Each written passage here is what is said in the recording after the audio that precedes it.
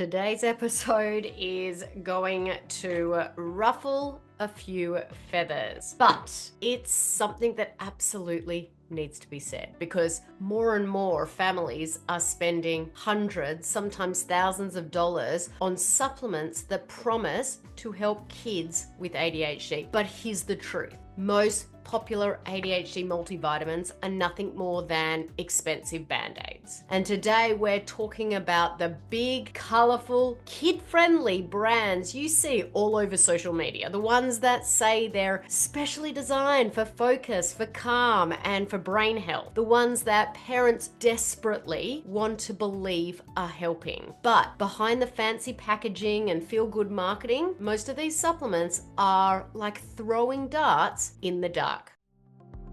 Welcome to the Soaring Child podcast, where parents of children with ADHD learn tips and tricks to help their child soar at home, at school, and in life. We feature interviews with experts, medical professionals, and parents just like you who are learning how to reduce ADHD symptoms using food and other natural strategies. Because children with ADHD deserve to soar just like every other child. I'm Dana Kay, your host. Hello, parents, and welcome back to another edition of the Soaring Child podcast. I'm your host, Dana Kay, and today I'm going to walk you through exactly why these popular ADHD supplements don't work and what actually does. Now, before we do that though, let me take you back to when I was first navigating my son's ADHD symptoms. I had no idea where to start. And like so many moms and dads, I was desperate. I read the blogs, I watched all the videos, and yep, I went straight to those well-marketed, natural ADHD supplements you can find online or on the shelves at Target. You know the ones that I'm talking about, those, cute bottles, gummies, sweet flavors, big promises, the type. Now, at first, I kind of felt hopeful. Maybe this is exactly what he needs. I thought to myself, but weeks pass, months pass, nothing changed. His focus was still all over the place, outburst. They were all still constant there every day, and bedtime for us was this war zone. And that's when I realized, I really wasn't getting to the root of what's going on. I was just trying to mask the symptoms. And those supplements, they were just part of all that noise out there. And so I really want to break down the real issue with these popular multivitamins, these ADHD multivitamins. Now, most of them are created with a one-size-fits-all approach. They throw in a handful of generic nutrients like magnesium, zinc, B vitamins, and, a dash of omega-3s, hoping something in there will stick. But guess what? If your child's body is overloaded, if it is inflamed or not absorbing nutrients properly, even the best multivitamin out there won't do a thing. It's kind of like trying to pour water into a clogged funnel, okay? Those funnel things, you can pour and pour, but nothing is going through. And even when the funnel is clear, most of these, supplements that actually do get through don't contain enough of any one nutrient to actually make a therapeutic difference. They're underdosed across the board, like a little sprinkle of magnesium here, a whisper of B6. The other day I was looking at one and there was like 3 milligrams of zinc. I can tell you kids with cryptopyrrole, which is one of the tests that I do, need way more zinc than that.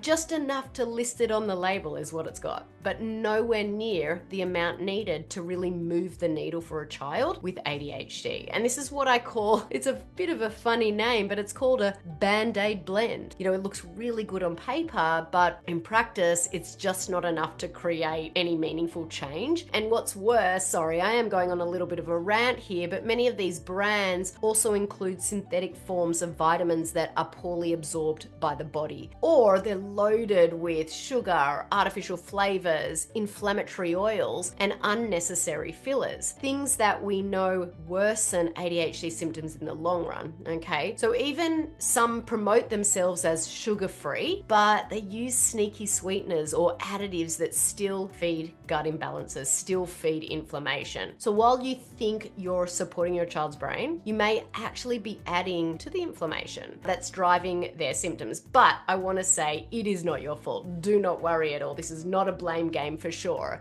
That's why so many parents say, I've tried every single supplement and nothing works. It's not that your child is unresponsive, it's that you're being handed Band-Aids, not a blueprint. I have talked to so many parents that have tried these popular ADHD vitamins, and most of them have noticed little to no improvement. So I don't recommend them to the families that we work with. Now you might be wondering, okay, look, if these supplements don't work, what does? Of course, I'm very glad that you asked that question. If you've been around long enough and you've been following my work for a while, you already know this, but I tend to repeat myself. ADHD symptoms are not random. They are signals from the body, and until we understand what's really going on inside your child's body, we're just guessing. And this is where functional lab testing comes in, and why I'm such a huge advocate for it. We don't throw darts at a dartboard, we test. Or if you say it another way, we test, we don't guess. Now, because your child's symptoms could be rooted in gut inflammation, or yeast, or bacterial overgrowth, or poor detox pathways, or food sensitivities,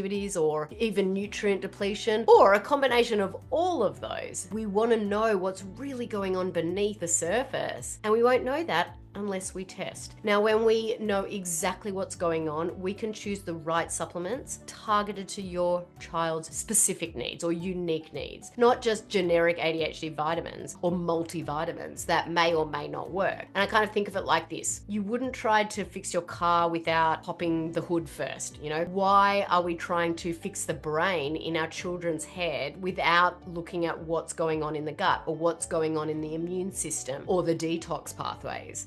This is one of my favorite analogies. Imagine your child's body is like a garden, okay? Popular multivitamins are like throwing handfuls of seeds into the soil without ever checking if the soil is dry, if the soil is full of weeds, or if it's missing nutrients. Now, of course, in that case, nothing grows. Before we plant anything, we've got to pull out all those weeds, which in our case means reducing inflammation in the body. We need to support detox, and we need to repair the gut. Then we can nourish the soil with exactly what it needs. That's when we see the growth. That's when, those meltdowns become fewer and further between. That's when focus starts to improve, when sleep becomes restful, and when your child just starts thriving, not just surviving. So what can you do if you've been relying on those popular multivitamins and feeling discouraged?